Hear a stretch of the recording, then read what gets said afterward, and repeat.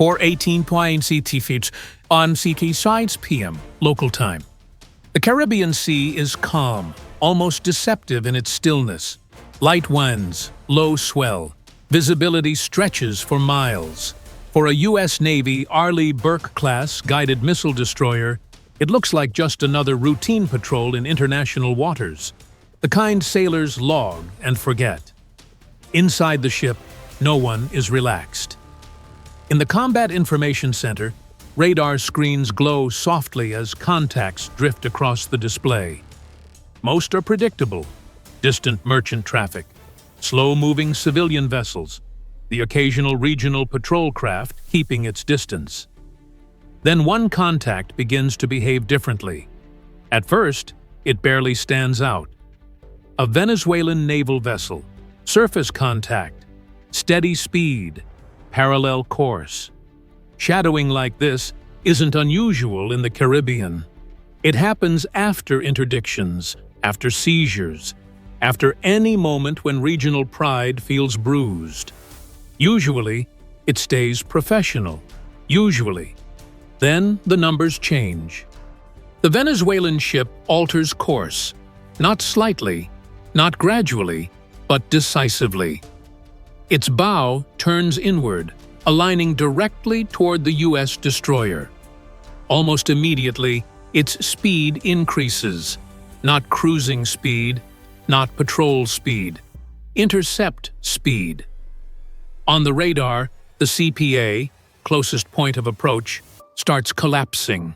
4 nautical miles, 3.7, 3.2. The radar operator calls it out. The surface warfare officer confirms the vector. In the CIC, voices shorten. Precision replaces small talk. This is no longer casual monitoring. This is a developing situation. On the bridge, binoculars come up. The Venezuelan ship is now clearly visible. Gray hull, naval configuration, crew movement on deck. This is not a civilian vessel. This is not a mistake. Standard procedure kicks in. The first radio hail goes out on open frequencies. Unidentified Venezuelan naval vessel. This is a United States Navy warship operating in international waters. You are closing at high speed. Alter course immediately. No response. A second hail follows, this time in Spanish. Clear, professional, by the book. Silence. In maritime operations, silence at close range is not neutral. It's a choice. And every choice forces another one in response. The destroyer does not change course. It does not accelerate. It does not escalate. Instead, it begins documenting everything. Time stamps. Bearing shifts. Speed changes. Every movement is logged. The ship's SPY-1D radar continues tracking the Venezuelan vessel with surgical accuracy. Below decks, the SLQ-32 electronic warfare system starts recording emissions, radar sweeps, signal patterns, anything the other ship is willing to broadcast. This isn't preparation for a fight. It's preparation for accountability. CPA drops under 3 nautical miles. At this distance, international incidents don't begin with missiles. They begin with miscalculations. A hard rudder, a late correction. A moment where pride overrides seamanship. And still, the Venezuelan ship keeps coming. No evasive maneuver, no radio call, no visible attempt to deconflict. The approach is deliberate, compressing space, testing restraint. This is pressure, applied without words. On the bridge of the U.S. destroyer, the captain studies the situation quietly. The rules of engagement are clear. Weapons remain cold. But posture matters. Presence matters. And the next move will set the tone for everything that follows. This is the moment where history often mislabels events later. Some will call it a misunderstanding. Others will call it a provocation. Sailors on watch know better. Courses don't change themselves. Ships don't accelerate by accident. The Venezuelan vessel is now inside a range where intent can no longer be ignored. Still, no shots are fired, no alarms blare, no dramatic maneuver breaks the calm surface of the sea. The U.S. Navy does not blink, but it also does not rush. Because sometimes, the most decisive response isn't loud, it isn't violent, and it isn't expected. And just minutes later, the U.S. Navy makes a move that the Venezuelan crew did not anticipate, a move designed not to threaten, but to force a decision. That's when the situation truly changes. Inside the U.S. destroyer, the atmosphere tightens, not with panic, but with focus. This is the moment where routine ends and procedure takes over. In the Combat Information Center, the Venezuelan vessel is no longer just a surface contact. It has a designation now, a track number, a full data profile unfolding line by line.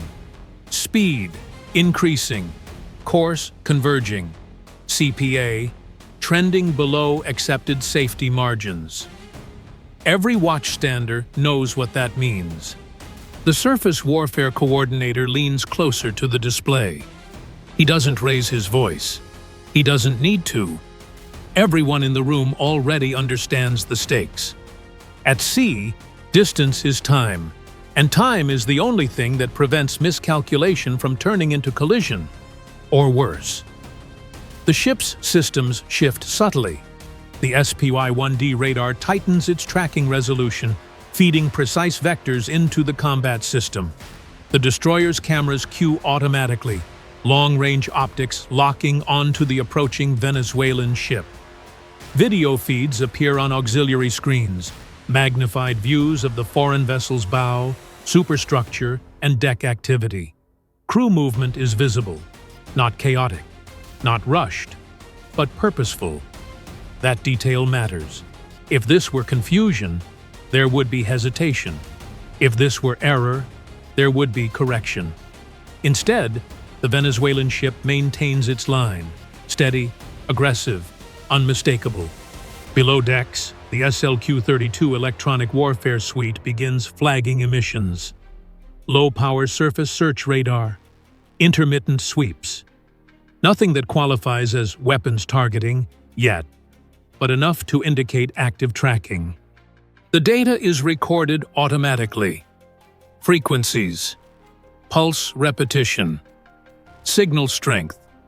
This is how modern confrontations unfold, not with gunfire, but with databases. On the bridge, the officer of the deck reports the updated CPA to the captain. Under 3 nautical miles now, still closing. No response to hails, no deviation from course. The captain nods once. Maintain course and speed. That order isn't stubbornness, it's law.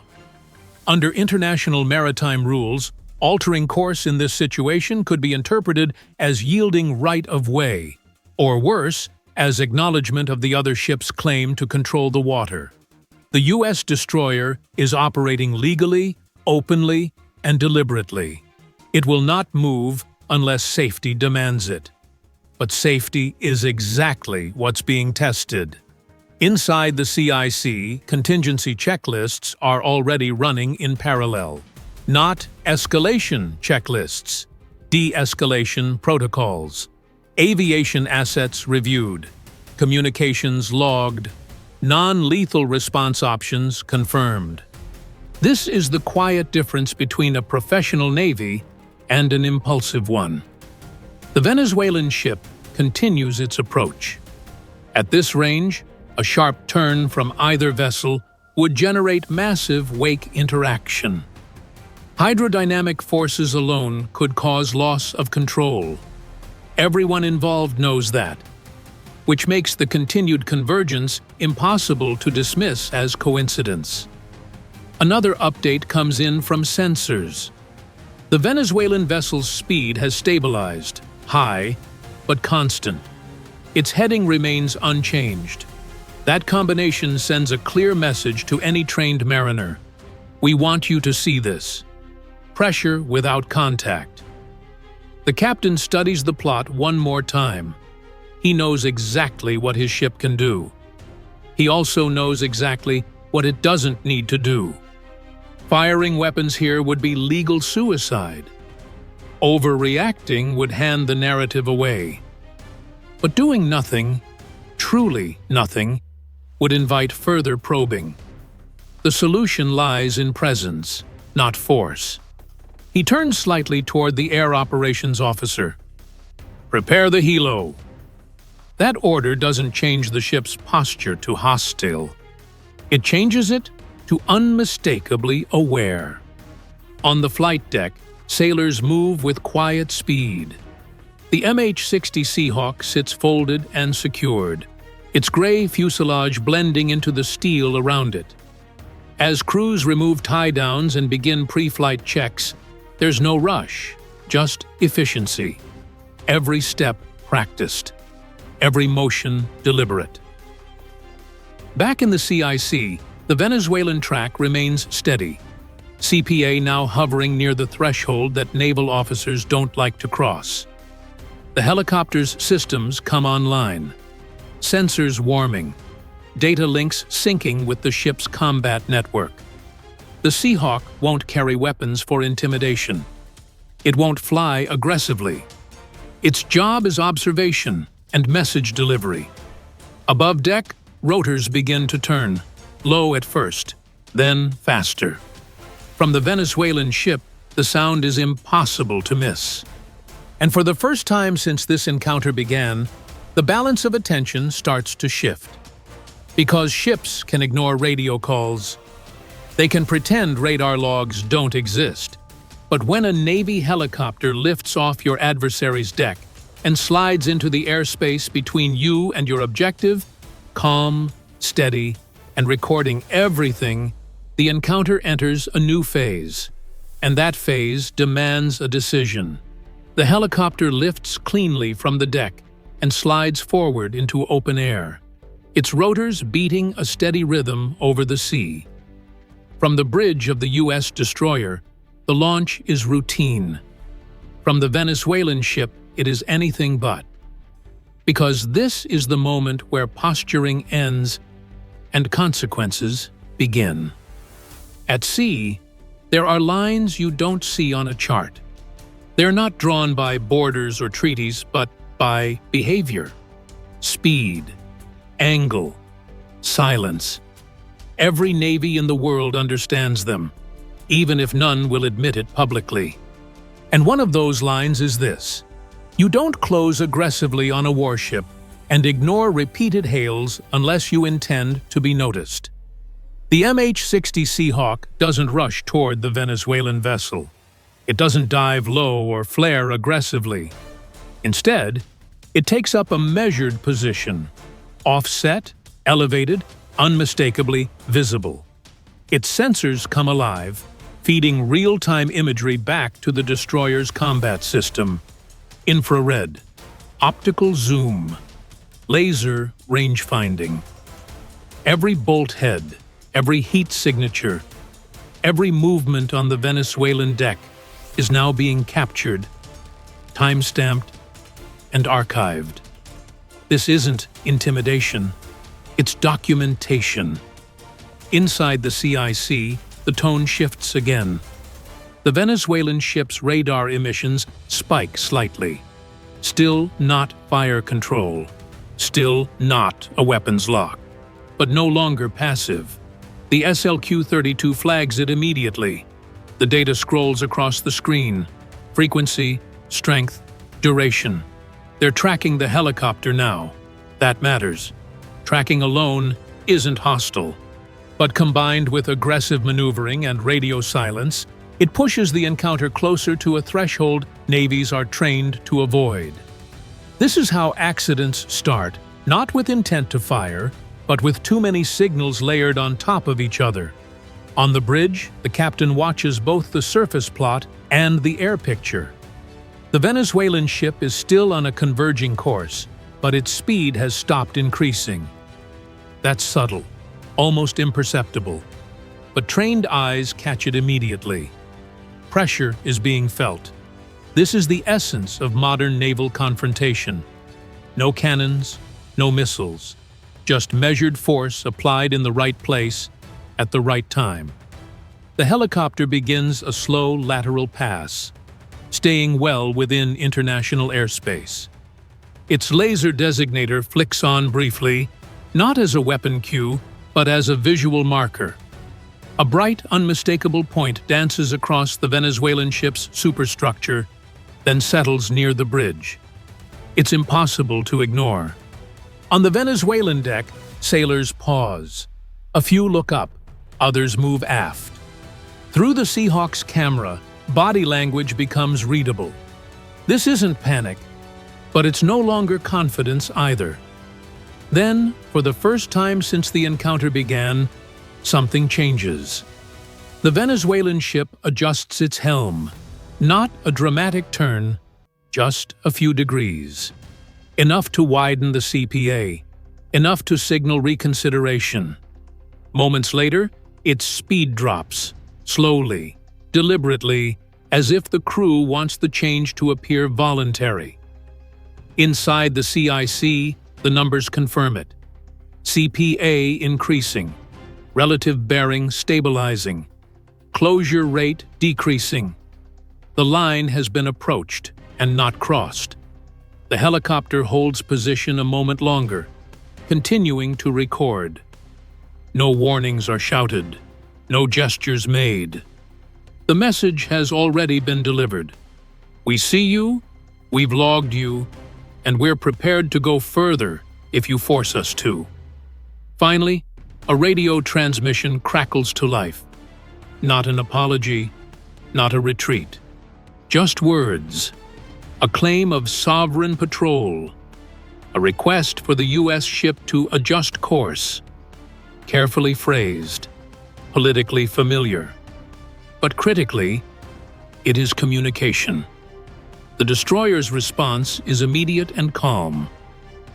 This is a United States Navy warship conducting lawful transit in international waters. Your unsafe maneuvering has been recorded. No threats, no ultimatums, just facts. The helicopter peels away, climbing gently and arcing back toward the destroyer.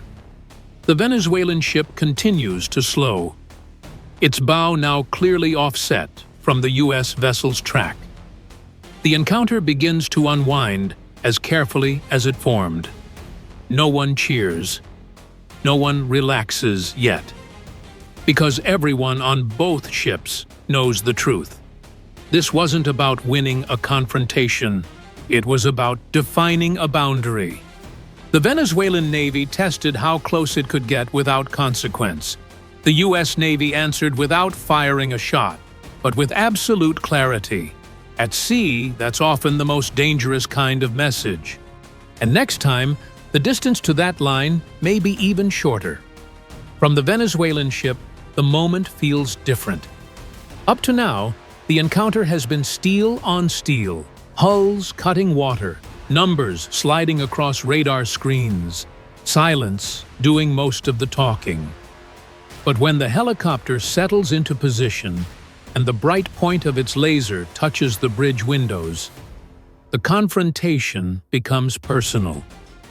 This is no longer an abstract game of bearings and speed. This is eye contact. Through the Seahawk's forward camera, faces come into view. Helmets, binoculars, a hand raised briefly, then lowered. The image is sharp enough to see hesitation settle, where confidence once stood. The helicopter's presence collapses distance in a way ships never can. And that is exactly the point. On board the U.S. destroyer, the CIC watches the feed in real time. The aircrew doesn't speak unless necessary. Every second of video is time-stamped, geolocated, and mirrored to redundant storage. This is evidence now, not just of position, but of behavior. Below, the Venezuelan ship's wake begins to shorten. It's subtle at first, the kind of change that could be dismissed by anyone not trained to look for it. But trained sailors notice immediately. Speed drops by a knot, then another. The bow angle opens by a fraction. The once tight intercept line begins to loosen. This is the critical moment.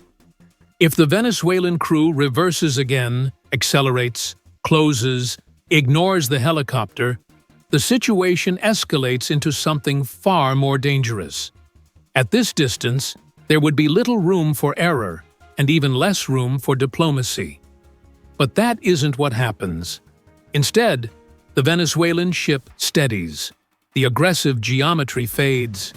The CPA widens enough to re-enter the realm of safety, even if pride still demands proximity. Then the radio crackles. United States naval vessel, we are conducting sovereign patrol operations in the vicinity of Venezuelan waters. It's a carefully constructed sentence, not an apology, not an admission, but it's also not silence. And in maritime confrontations, speech itself is a concession. The U.S. response is immediate. This is a United States Navy warship conducting lawful transit in international waters. Your unsafe maneuvers have been recorded. No threats, no demands, just a statement of fact. The helicopter remains in position for another long, quiet orbit. The camera stays locked. The laser does not return. There is no need. The message has already landed. On the Venezuelan deck, crew members drift back from the forward gun mount. One sailor raises both hands briefly, palms outward, a universal signal at sea. It isn't surrender. It's acknowledgement. The helicopter finally turns away. Its climb is smooth, unhurried. No dramatic pull-up, no aggressive banking. Just a controlled arc back toward the destroyer. Rotors fading into the background hum of the sea. As it departs, the Venezuelan ship holds its reduced speed and altered course. The encounter is effectively over. On the U.S. destroyer, the Seahawk touches down and is secured without ceremony. The deck crew moves efficiently, already transitioning back to normal posture. Inside the CIC, logs are finalized. Video files are cataloged. Sensor data is archived. The entire interaction, from first course change to final radio call, is now preserved in exacting detail. This is how modern naval power asserts itself, not through destruction, not through warnings shouted over loudspeakers, but through discipline, documentation, and the ability to apply pressure without losing control. From the outside, some might see restraint as weakness, but navies don't measure strength by noise. They measure it by outcomes. And in this encounter, only one side changed course. The Venezuelan ship remains visible on radar, now well clear of any dangerous approach. It neither retreats completely nor resumes its challenge. It simply exists at a distance that respects reality. And that, in its own way, is the result. Because the real objective was never to dominate the water that afternoon. It was to demonstrate that escalation is optional, and that the side with better control decides when it ends. No shots fired, no damage sustained, no headlines yet. But the lesson has been delivered, quietly, unmistakably, and in full view of every censor watching the Caribbean that day. And for anyone else considering a similar move, the message is already written in the logs. The U.S. Navy does not need to chase. It only needs to wait and record. By the time the helicopter is secured and the flight deck returns to silence, the Caribbean looks exactly as it did before the encounter began. Same calm water, Same wide horizon, same deceptive peace. But nothing about the situation is the same. Inside the U.S. destroyer, the work continues long after the Venezuelan ship has drifted to a safe distance.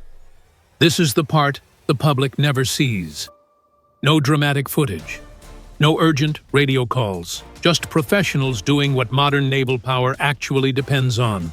Logs are reviewed. Sensor data is cross-checked. Video timelines are synchronized down to the second. Every bearing change, every speed adjustment, every moment of radio silence, and every word spoken once silence finally broke. All of it is now part of an official record. Not for headlines, for history, for law, for the next encounter. Because there is always a next encounter. The Venezuelan ship remains on radar for hours, holding a parallel course at a respectful distance. It doesn't attempt another approach. It doesn't challenge the airspace again. Whatever message it intended to send has already been answered. Not with force, but with control. And that's the point most people miss. This was never about who had bigger guns or faster ships. The outcome was decided long before any weapon could be brought to bear. It was decided by discipline, by restraint, and by a deep understanding of how escalation actually works at sea. Venezuela pushed in fast, betting that proximity would create leverage, that forcing a moment would force a reaction. Instead, it triggered something far more dangerous for them: visibility. Every aggressive move was captured, every unsafe maneuver documented. Every claim of sovereign patrol now sits next to time-stamped evidence showing otherwise. In the modern maritime world, evidence is power. Had the U.S. ship fired a warning shot, the narrative would have shifted instantly. Had it altered course first, the signal would have been read differently across the region. But by holding course, launching a helicopter, and forcing communication without escalation, the U.S. Navy controlled both the encounter and the story that followed it. This is how gray zone confrontations are won, not by crossing the line, but by making the other side step back from it. For the Venezuelan Navy, the lesson is quiet but clear. Aggressive approaches invite scrutiny, not concessions. And scrutiny is something smaller navies cannot afford when operating under international law. For the U.S. Navy, the lesson is reaffirmed. Presence works. Documentation works. And restraint, when backed by overwhelming capability, is not weakness, it is leverage. No medals are awarded for this kind of encounter. No press conferences follow. Sailors finish their watch, log the event, and move on. That's how it's supposed to be. But somewhere else? In briefing rooms, intelligence centers, and foreign naval headquarters. This interaction will be studied frame by frame. The angles, the timing, the response, the moment when pressure met discipline and discipline held. Because next time, the ship may be different. The sea may be rougher. The margin for error may be thinner. And the question will return. How close is too close? How fast is too fast? And what happens when restraint is mistaken for hesitation? That question isn't academic. It's being tested every week in waters like these. So here's the real takeaway. This encounter didn't end because one side was stronger. It ended because one side stayed in control. And in modern naval conflict, control is everything. Now, let us ask you, if you were on the bridge of that destroyer, watching a foreign warship close fast, ignore your calls and test your resolve, would you have held course? Or would you have responded more aggressively? Drop your take in the comments, because the next time this happens, and it will, The answer won't just shape a video. It could shape what happens on the water.